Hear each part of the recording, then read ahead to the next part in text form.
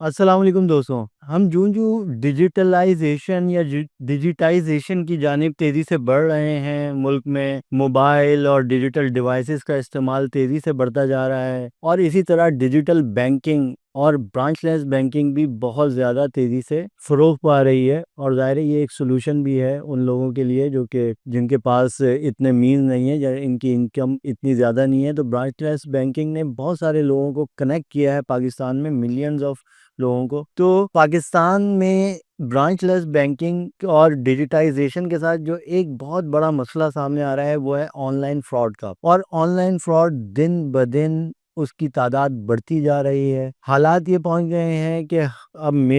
میں اپنی مثال دوں تو میرے تقریباً ہر دوسرے جاننے والے کے ساتھ یا تو آن لائن فراڈ ہو چکا ہے، یا اس سے اٹیمپٹ کی گئی ہے، یا وہ کسی قدرتی طور پر، کسی موزانہ طور پر وہ اس کا شکار نہیں ہو سکے۔ ابھی حال ہی میں ہمارے ایک جاننے والے ہیں، ان کی اہلیہ کے ساتھ اسی طرح کا ایک فراڈ کیا گیا، اور ان کے اکاؤنٹ سے 5 لاکھ روپے منتقل کر لیے گئے ایک دوسرے اکاؤنٹ میں، جو کہ ایک مرچنٹ اکاؤنٹ ہے۔ اچھا، انہوں نے فوری طور پر اس کی کمپلین کی اپنے بینک کو بھی، اور پھر انہوں نے اس کو ایف آئی اے تو نہیں، اب نیشنل سائبر کرائم ایجنسی میں بھی رپورٹ کیا، لیکن ابھی تک اس پہ کوئی کام نہیں، تقریباً 10-15 دن گزر چکے ہیں۔ اس طرح کے واقعہ پھر ابھی ریسنٹلی ایک اسٹیٹ بینک کی جانب سے ایک نوٹیفیکیشن آیا ہے جس میں کولنگ پیریڈ کی وضاحت کی گئی کہ کولنگ پیریڈ کیا ہے۔ یہ ایک بہت بڑا موضوع ہے، آن لائن فراڈ، خاص طور پر جو بینک اکاؤنٹس اور برانچ لیس بینکنگ کے جو اکاؤنٹس ہیں، جو کہ جیز کیش، ایزی پیسہ، اور اس میں کیا جا رہا ہے اور اس کے ذریعے کیا جا رہا ہے۔ ایسا لگتا ہے کہ پاکستان کے بینکنگ سسٹم، ریگولیٹر یعنی اسٹیٹ بینک اور قانون نافذ کرنے والے ادارے، خاص طور پہ national cyber crime investigation agency, بالکل بھی اکوپ نہیں ہے اس مسئلے سے نمٹنے کے لیے۔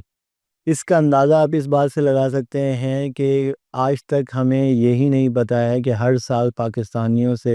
آن لائن فراڈ کتنی بڑی تعداد میں کیا جاتا ہے۔ یعنی ایک تخمینہ ہے کہ 10 ارب روپے سے زائد مالیت کے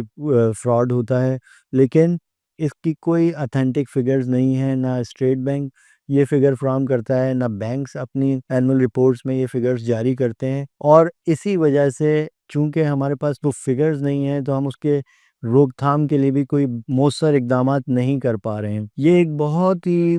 کمپلیکس اور بہت ہی زیادہ تیزی سے افیکٹ کرتا ہوا، تیزی سے بڑھتا ہوا یہ مسئلہ ہے، یہ کرائم ہے، جس کو نمٹنے کے لیے ہمارے تمام ادارے اور حکومتیں بھی جو ہیں بے بس نظر آتی ہیں۔ میں اس پہ ایک سیریز آف ویڈیوز بنانے جا رہا ہوں، میں آپ کو اس پہ اپڈیٹ کرتا رہوں گا، کیونکہ یہ ایک مسلسل جو ہے بڑھتا ہوا مسئلہ ہے۔ یعنی اس مسئلہ کم نہیں ہو رہا ہے، یہ بڑھتا جا رہا ہے، ہر سال آن لائن فراڈ کی تعداد بڑھتی جا رہی ہے۔ اس کے مختلف ایسپیکٹس ہیں، اس میں انٹرنیشنل گینگز بھی انوالو ہیں، اس میں لوکل گینگز بھی انوالو ہیں، اس میں جو ہے مختلف طریقوں سے اس کے وہ کیے جاتے ہیں۔ تو اس کے جو طریقہ کار ہیں، ہم مختلف کیسز کو لے کے آپ کو اس کے طریقہ کار بتائیں گے، اور پھر اس سے بچنے کے لیے بھی آپ کو کوشش کریں گے کہ کچھ ٹپس دیں جو کہ ایکسپرٹس کی مدد سے ہم حاصل کریں گے، جس میں ایف آئی اے، میں بار بار ایف آئی اے کہتا ہوں، سائبر کرائم انویسٹیگیشن ایجنسی کے آفیشل کی جانب سے ملنے والی ٹپس ہیں، اسٹیٹ بینک یعنی ہمارا جو ریگولیٹر ہے بینکنگ سیکٹر کا، اسٹیٹ بینک کی جانب سے ملنے والی ٹپس بھی آپ کو بتائیں گے کہ کیسے آپ ان آن لائن فراڈ سے بچ سکتے ہیں۔ آج کی ویڈیو میں آپ کو ایک چھوٹا سا مختصر سا تعارف دیتا ہوں۔ کولنگ پیریڈ، ایک اسٹیٹ بینک کی جانب سے حال ہی میں ایک پریس ریلیز جاری کی گئی جس میں یہ بتایا گیا کہ کولنگ پیریڈ یعنی 2 گھنٹے کا کولنگ پیریڈ ان ٹرانزیکشنز پہ رکھا گیا ہے جو برانچ لیس بینکنگ یعنی ایزی پیسہ یا جیز کیش یا یو بی ایل اومنی کے ذریعے کی جاتی ہیں۔ اور لیکن یہ 2 گھنٹے کا پیریڈ اسی لیے رکھا گیا ہے کیونکہ یہ جو برانچ لیس بینکنگ میں کا جو اکاؤنٹ اوپننگ کا پروسیجر ہے وہ نہایت سادہ ہے، بہت سمپل ہے، اور وہ کوئی بھی کھول سکتا ہے اور اس کو فورج کیا جا سکتا ہے۔ اور یہ ماضی میں سامنے آیا ہے کہ مختلف سم کارڈز اور دیگر کے ذریعے جو ہے بہت سارے لوگ، اور فنگر پرنٹنگ کے آپ کے اس کا سیمپل لے لیتے ہیں، ایک پیپر پہ، ایک پیپر ہوتا ہے بٹر پیپر، اور اس کے ذریعے سے جو فرنچائزز ہیں ان کے پاس چونکہ ٹارگیٹس ہوتے ہیں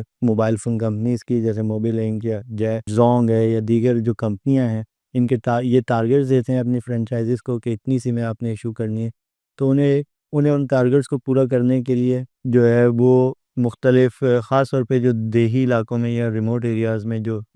ان کی فرینچائزز ہیں یا ان کے اتھورائز ڈیلرز ہیں، وہ اپنے ٹارگیٹس پورے کرنے کے لیے کسی بھی قسم کرمنلز گینگ کو سپورٹ کرتے ہیں، اور بعض اوقات کرمنل گینگ انہیں پے بھی کر رہے ہوتے ہیں ایکسٹرا، اور انہیں اپنے ٹارگیٹ پورے کرنے پر سیلر کمپنی انسینٹیو بھی دے رہی ہوتی ہے۔ تو ان دونوں فائدے کو حاصل کرنے کے لیے وہ لوگوں کا ڈیٹا جو ہے، جو ڈارک ویب سے یا مختلف طریقوں سے وہ چوری کر کے اور اس کے ذریعے سے سمز ایشو کی جاتی ہیں، پھر اس پہ برانچ لیس بینکنگ یعنی جائز cash, U B L Omni اور ایزی پیسہ کے اکاؤنٹس کھولے جاتے ہیں، اور دیگر جو ایپس ہیں۔ خاص طور پہ اب تو بینک اکاؤنٹس بھی کچھ ایسی کیٹیگری کے بینک اکاؤنٹس آ گئے ہیں جو کہ آپ آن لائن کھول سکتے ہیں۔ ان اکاؤنٹس کے ذریعے بہت زیادہ تعداد میں فراڈ ہونے کی وجہ سے 2023 میں اسٹیٹ بینک نے بینکنگ سیکٹر، خاص طور پہ برانچ لیس بینکنگ کے لیے کولنگ پیریڈ متعارف کرایا تھا کہ یہ 2 گھنٹے کا کولنگ پیریڈ ہے، جو کہ اگر کسی ایزی کیش یا جائز کیش اکاؤنٹ میں کوئی رقم ٹرانسفر ہوتی ہے اور وہ رقم جو ہے 2 گھنٹے تک وہ جو ریسیو کرنے والا ہے وہ 2 گھنٹے تک اس کو کیش نہیں کرا سکتا